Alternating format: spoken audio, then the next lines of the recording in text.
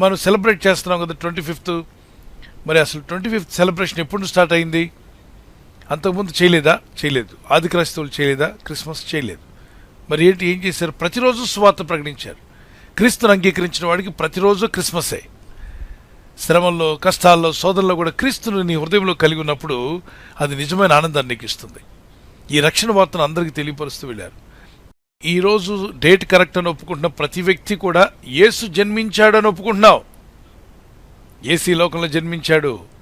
ఈరోజు date correct అంటే యేసు జన్మ నుండి స్టార్ట్ అయింది ఆ యొక్క క్యాలెండర్. సో దాని నుండి మహోన్నతుడు ప్రజలను ప్రభావితం చేసినటువంటి క్రీస్తు జన్మను ఆధారం చేసుకుని ఈ క్యాలెండర్ తయారు చేస్తున్నాడు. సో ఏది ఏమైనా ఈరోజు ప్రపంచం అంతటా కూడా ఇదే క్యాలెండర్ పాటిస్తున్నారు. యేసుక్రీస్తు ప్రభువారిని తెలియకుండానే వాళ్ళు చెప్తున్నారు, నేను ఒప్పుకుంటున్నాను. డేట్ కరెక్ట్ అన్నామంటే యేసు జన్మించింది నిజం అంటున్నావు. ఆయన చరిత్రకారుడు. హిస్టరీ అన్నప్పుడు హీజ్ హిస్టరీ. ఆయన లేకుండా ఏమి లేదు. అందుకే క్రీస్తు పూర్వము, క్రీస్తు శకము రెండుగా కాలం విభజించబడింది యేసుక్రీస్తుని బట్టే. క్రీస్తుని బట్టే బీసీ అండ్ ఏడి అనేది వచ్చింది. ఈరోజు నువ్వు ఎగ్జామ్స్లో కానీ పరీక్షలో కానీ ఎక్కడికి వెళ్ళినా ఏడి అని రాస్తున్నావు, లేదా బీసీ అని రాస్తాం. లేకపోతే యేసును తీసేసావా, అక్కడ డేట్లు పోయినట్టే, డాక్యుమెంట్స్ గల్లంతైనట్టే, మొత్తం అంతా చెల్లాచెదరైపోద్ది. సో కాలములకు కరెక్ట్ సమయంలో యేసుక్రీస్తు ప్రభువారు మానవ రూపం తీసుకుని లోకానికి వచ్చాడు. So there is no doubt at all. అందులో మరి రోమా చరిత్ర చెప్తుంది. అప్పుడు ఫస్ట్ సెన్సస్ తీశారు. ఫస్ట్ సెన్సస్ తీసినప్పుడు మానవ లెక్కలు కట్టినప్పుడు మీరు గమనిస్తారు, మత్తయి సువార్త 2వ అధ్యాయంలో మరియా మరి యోసేపు వారు 6 ప్రాంతానికి వెళ్ళారు. ఎందుకంటే వారు స్వగ్రామానికి వెళ్లాల్సి వచ్చింది. ఎందుకంటే లెక్కలు తీస్తున్నారు అందరూ కూడా వారి గ్రామాలకు వచ్చేయాలని. ఆ ఫస్ట్ సెన్సస్ తీసినప్పుడు యేసుక్రీస్తు ప్రభువారు ఆ క్యాలెండర్ ఆధారం చేసుకుని, ఆ సెన్సస్ ఏదైతే ఆధారం చేసుకున్నాడో అది యేసుక్రీస్తు యొక్క జన్మను ఆధారం చేసుకుని ఉన్నట్టుగా మనం చూస్తున్నాం.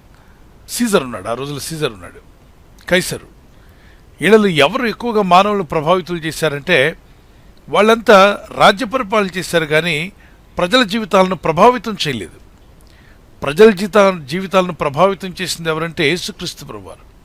కాబట్టి ఒక గొప్ప మహోన్నతుని యొక్క డేట్ని ఆధారం చేసుకుని ఆయన the day of the lord, the year of the lord, మరి ప్రభు యొక్క సంవత్సరము, సంవత్సరము, దేవుని యొక్క సంవత్సరము, ఆయన ప్రభు అయిన దేవుడు ఈ భూమి మీదకి వచ్చి ఆయన ప్రజల కొరకు ఎన్నో త్యాగాలు చేశాడు అని చెప్పి దాని నుండి నేను ప్రారంభిస్తానని చెప్పి ప్రారంభించుకున్నాడు. అందుకే ఈరోజు ఫ్లైట్ ఎక్కాలన్నా, ట్రైన్ ఎక్కాలన్నా, బస్ టికెట్ కొనాలన్నా, మరి ఏ డాక్యుమెంట్స్ రాస్తున్నా, రిజిస్ట్రేషన్ చేస్తున్నా ప్రతి ఒక్కరు కూడా ఏడి అనే డేట్లోకి వచ్చేస్తున్నారు. అంటే క్రీస్తు శకము అనే దానికి వస్తున్నారు. ఎగ్జామ్స్లో మీరు రాసింది ఈ రోజుల్లో ఉన్న ఏ అవతార పురుషుడు శకము రాయలేదే.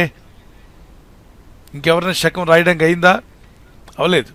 సో క్రీస్తు శకంలో మనం ఉన్నాం ఎగ్జాక్ట్గా. So there is no doubt. మరి ఎందుకు దేవా డేట్ని మరుగుపరిచావు అంటే, మనం డేట్ పిచ్చోడం కదా మనుషులు. డేట్ని పూజ చేసుకుంటూ కూర్చుంటాం. దినాన్ని పూజిస్తారు. కంట్లో ఐరిస్, చెవులు, అలాగే మనిషి యొక్క ఏలుముద్ర, మనిషికి ఉన్న ప్రతి అవయవంలో కూడా ఆయన ముద్రలు వేశాయట. సో ఖచ్చితంగా సృష్టిని చూసినప్పుడు దేవుడు నాడని తెలుసుకోవాలి ప్రజలు. దేవుడిని ఆత్మతో సత్యంతో ఆరాధించాలి. యోహాను సువార్త 4:24 వచనం. కావాలని బుద్ధిహీనులు, ఎర్రివారు యేసు జన్మించలేదు, యేసు లేడులే అంటే వాళ్ళ ఆనందం ఏంటంటే యేసు ప్రభువారు లేదని చెప్తే చాలామంది నమ్మడం ఆపేస్తారులే అని. వాళ్ళు ఎవరు ఎన్ని అనుకున్నా, ఎన్ని కలలు కన్నా, ఎన్ని దర్శనాలు పొందుకున్నా, ఎన్ని ప్లాన్లు వేసినా ఈయన నీతిసూరుడు. ఈయన సువార్త దూసుకుపోతుంది, ప్రపంచం అందరికి వెళ్ళిపోతుంది. ఎక్కడ ఆపేదే లేదు అసలు.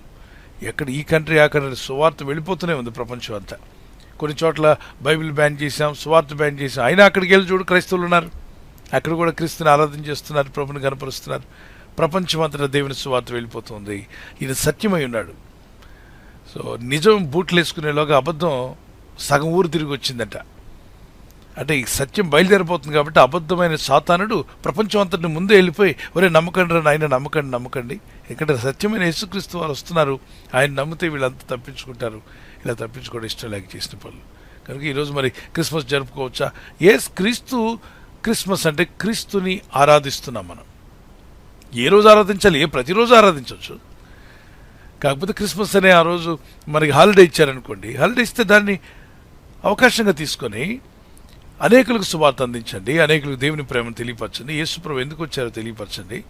ఇంటి మీద స్టార్ పెట్టచ్చా పెట్టండి, ఇంటి వెనకున్న వాళ్ళు అడుగుతారు, నాన్న వాళ్ళ ఇంటి మీద స్టార్ ఎందుకు ఉంది అంటే వాళ్ళ నాన్న చెప్పాల్సి వస్తుంది. ఏమని? రే మనం నమ్మలేదు యేసుప్రభుని, వాళ్ళు నమ్ముకున్నారు. అంటే యేసుప్రభు అంటే ఏంటన్నా అంటే యేసుప్రభు పుట్టినప్పుడు స్టార్ వెలిసిందంటారా ఆకాశ మండలంలో? అవునా? తూర్పు దేశపు జ్ఞానులు వీళ్ళు యేసుప్రభుని ఆరాధన చేశారట. సో మనం స్టార్ పెట్టినప్పుడు 10 మంది కూడా ఆ ప్రేమను గురించి తెలుసుకునే అవకాశం ఉంది, దాని గురించి మాట్లాడే అవకాశం ఉంది. సో ఏది ఏమైనా దేవుని మహిమార్థమే చేయండి, మాట చేత కానీ క్రియ చేత కానీ దేవుని మహిమార్థమే చేయండి. God bless you.